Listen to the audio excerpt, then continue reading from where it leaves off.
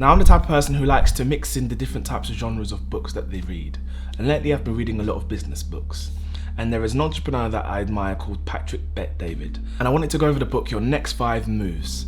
And I found this book really insightful, and I wanted to go over some key initial insights that I found. Now, Patrick Bet-David runs a very successful company over in the US. He also has a YouTube channel which I suggest you check out. And I have been a fan of his for a while now, but it's this book that I want to focus on, so I'll be going with some initial key insights that I found that will be useful for you. First of all, he goes over the concept of just focusing on your next 5 moves. He states that when you focus on the next 5 moves, it's the sweet spot for having a strategy. And I think we're all prone of focusing on the immediate thing to do, or we go the opposite and we focus too far in the future, looking at this big mountain of a task that we want to complete, and then sometimes what happens is that analysis paralysis sets in. He states that when you focus on your next 5 moves, it's enough for us to deal with. It's enough to recalculate and re-strategize if things go wrong. He states that if you have a series of planned moves, based on your circumstances, you can somewhat anticipate what will happen, which will hopefully give you enough time to move accordingly. He says that life is a game of thinking several moves ahead in this forever changing world. People who do not think more than 1 move ahead, more often than not, base their decisions on ego or emotions. And whenever I think about a decision that I've made in one of those states of mind, it's never really played out for me well in the long run. And Patrick says that the emotional amateur often says things like, well, we never needed them, or they never perceive anyone or anything to be a threat. And I've realized this over time, to maintain a certain level of calmness, especially when you may go through times of chaos, which is something I wish I realized sooner. Mastering the ability to reason. Patrick talks about how we're faced with issues every day and how he's learnt to tackle them head on the hard way.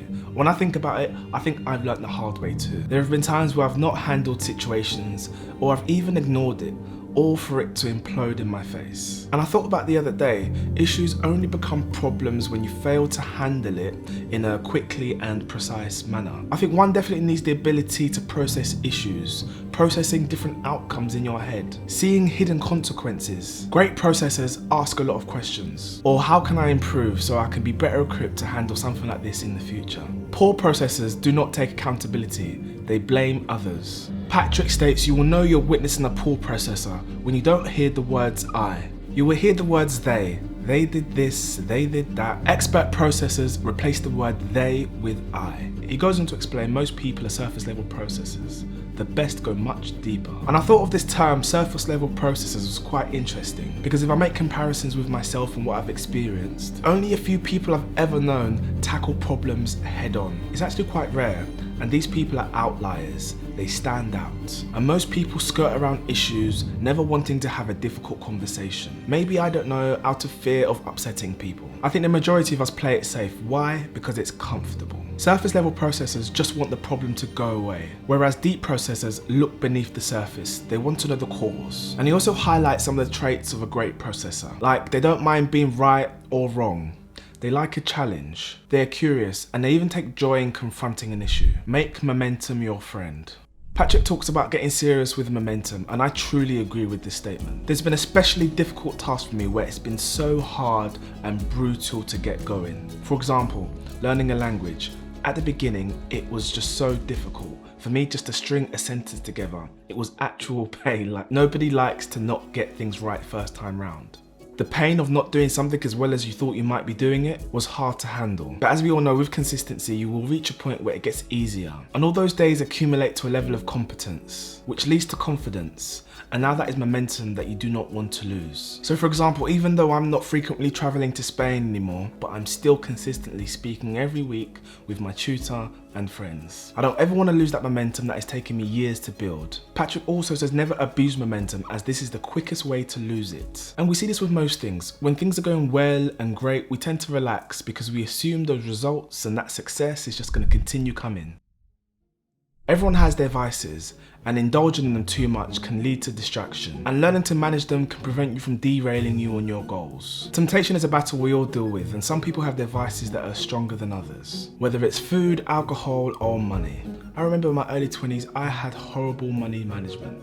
It was definitely a vice of mine. I was hung up on buying tech or clothes. The end of the month was always a slog and payday would arise. And for that week, I would feel ecstatic and happy. And for some reason, I had this overinflated view of my finances, which led me to spend more. And the idea of sticking to a budget was repeatedly thrown out the window. And there was this notion of spending first and worrying about it later.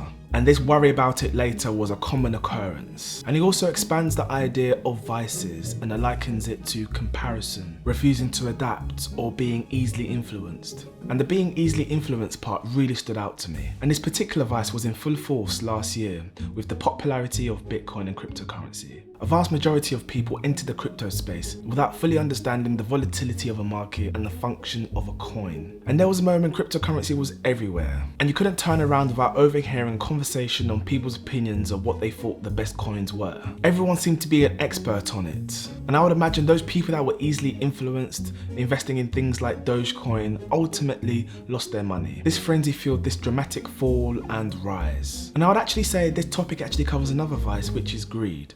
Everyone instinctively likes getting something for nothing. And whenever I'm making a decision, I always like to weigh up the risk-reward ratio. If things were to fail, I fully acknowledge what would be the worst case scenario. So if that did play out, it wouldn't be hugely detrimental because I've actually taken that into account.